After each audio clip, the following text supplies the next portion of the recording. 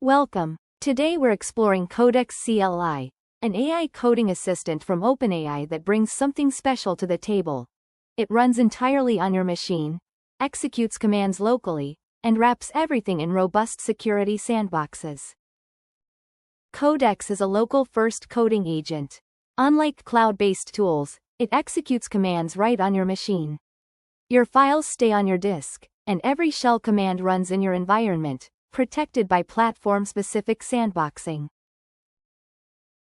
Under the hood, Codex is a Rust monorepo with 93 crates.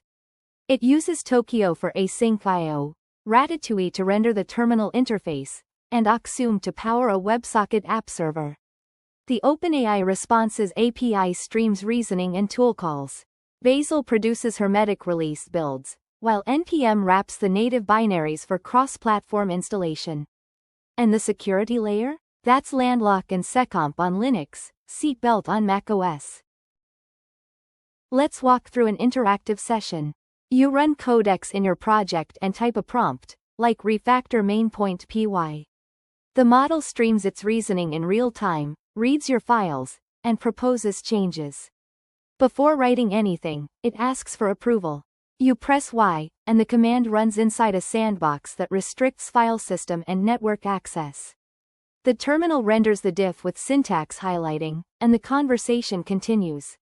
It's live, iterative, and transparent. Here's the high-level architecture. A node wrapper dispatches to platform-specific Rust binaries. You get 3 runtime modes: an interactive terminal UI, a non-interactive exec mode for automation, and an app server daemon for IDE integrations. All 3 share the core session engine, which manages prompts, streams model responses from the Responses API, and routes tool calls to the sandboxing layer. Let's zoom out and see where the code lives. The node wrapper sits in Codex CLI with the distribution logic. The Rust monorepo, Codex RS, contains 93 crates. The heavyweights are TUI with 299 files, Core with 104 modules, and sandboxing where all the platform-specific security magic happens. Codex offers 2 main modes.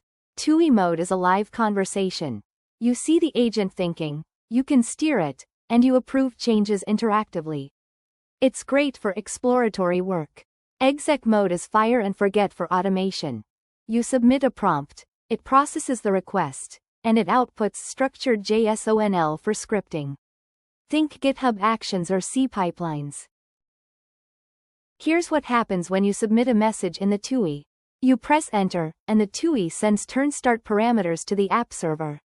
The app server creates or resumes a session in the core engine, which assembles the prompt with tool definitions, conversation history, and permissions. The core streams that prompt to the Responses API over WebSocket. The model emits reasoning tokens and tool calls as server-sent events. Those events flow back through the app server to the TUI, which renders them as markdown and diffs in your terminal. Think of sandboxing like nested security checkpoints at an airport. The outermost layer decides which checkpoints to use based on your permission profile. The middle layer inspects your baggage, enforcing file system and network rules. The innermost layer is a metal detector enforced by the kernel. No appeals, no workarounds. On Linux, that's Landlock for file system restrictions and Secomp for syscall filtering. On macOS, it's Seatbelt profiles. Let's trace a sandboxed command on Linux. The core engine receives a shell tool call from the model. It hands the command and permission profile to the sandbox manager, which selects Landlock plus Secomp as the sandbox type. The manager spawns the Linux sandbox binary, passing a JSON policy that describes allowed read and write paths. The sandbox applies Landlock file system restrictions, installs a Secomp filter to block dangerous syscalls like ptrace, then execs into the target command. The command runs normally, but every file system and syscall operation is checked by the kernel. Output streams back to the core engine, which forwards it to the model. MCP servers are like specialized consultants the agent calls when it needs domain expertise. Codex acts as an MCP client, spawning external tool servers as subprocesses. If the agent needs to query a database or call a web API, it routes the tool call to the MCP server, which speaks a standard protocol. The server can even handle OAuth flows, redirecting the user to authenticate and then passing credentials back to codex. Let's check the community pulse. This repo is actively maintained with commits landing today. There's one primary contributor, Star at OpenAI, who pushed the most recent commit just hours ago. The repository has 2 branches and no release tags yet, which suggests this is an early-stage open-source release or an internal repo being prepared for public access. The activity signal is strong. This is definitely alive. So why does Codex matter? It brings powerful AI coding assistance to your local machine, where you control the environment. It protects your system with kernel-enforced sandboxes that block dangerous operations. It streams reasoning in real time, so you're never left wondering what the agent is doing.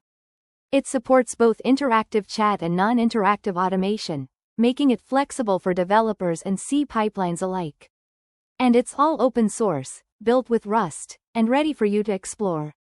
Thanks for joining me on this walkthrough.